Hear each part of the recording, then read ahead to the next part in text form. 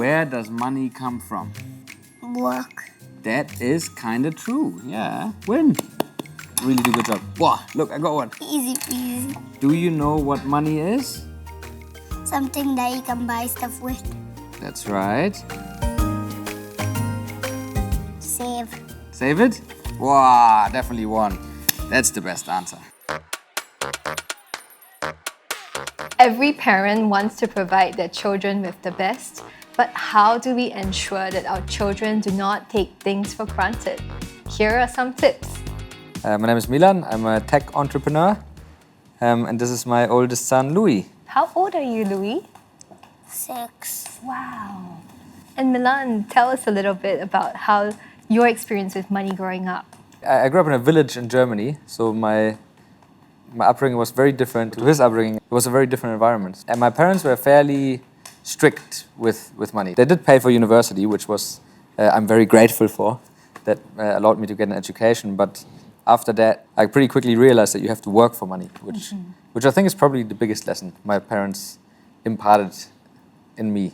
Are there any particular challenges that you see around money that are concerns to you today when you think about how to educate Louis? Yeah, I think there's two at two ends of the spectrum. I think one is that you don't want to spoil them. So I think that's one key thing that I'm really trying to avoid. It's actually kind of the easy choice to say, okay, here's your toy. It requires a conscious effort. It's a big thing also for parents because parents constantly want to give the best to their children from time to time, right? But the question is how? How do we actually not spoil our children? Yes, please give me some tips. Yeah. If you have any, I'd love to learn. Yeah, I think one thing is around gratitude. There's something that the family can actually do together. Perhaps even before you go to bed or even at the dinner table, little things that we can be grateful for. But it can be, I'm grateful that I have food, that we have family, we have friends. We are very lucky that we live in a nice country, right? The second thing I would say also is managing expectations. Because there are days where daddy will have to say, no, we can't buy it. And then explaining why this is so. Helping a child work through disappointment sometimes is actually not a bad thing. Okay. And the third thing that I would say is a lot of times when parents spoil their children, it may be out of their own personal emotions. That they may be slightly guilty, or they may actually feel a different way and they want to provide more for their children. So I would say, parents will have to moderate their own financial, emotional decisions too. Yes. So Milan, what's one of the most important things that you'd like Louis to learn?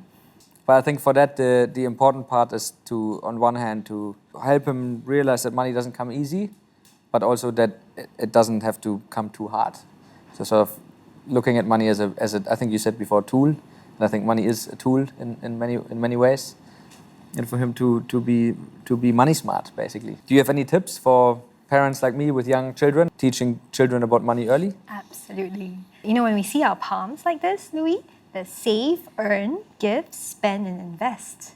We can begin to think about money in a holistic way. There's not just only spending, but we can earn it, as Daddy was saying, and then you can save it, and then you can give it too.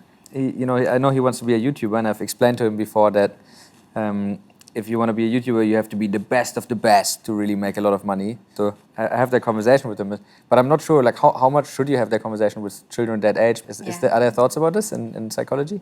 Yeah.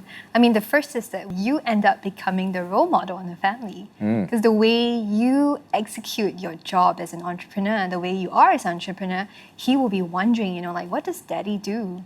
So communicating your sense of passion in what you do is one. But the other thing that I see also is what is the need in the world? We may end up needing to work for a more stable job. But in other circumstances, that's where we can actually explore our passions and be entrepreneurial. Yes, true.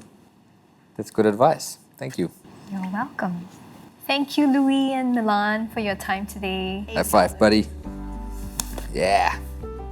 Certainly, I'm thinking more about how to teach my kids gratitude about what they have, especially the little things like having food on the table, because I guess not everybody in the world has that all the time, and we are blessed that way, and we should appreciate that and impart that appreciation onto our children.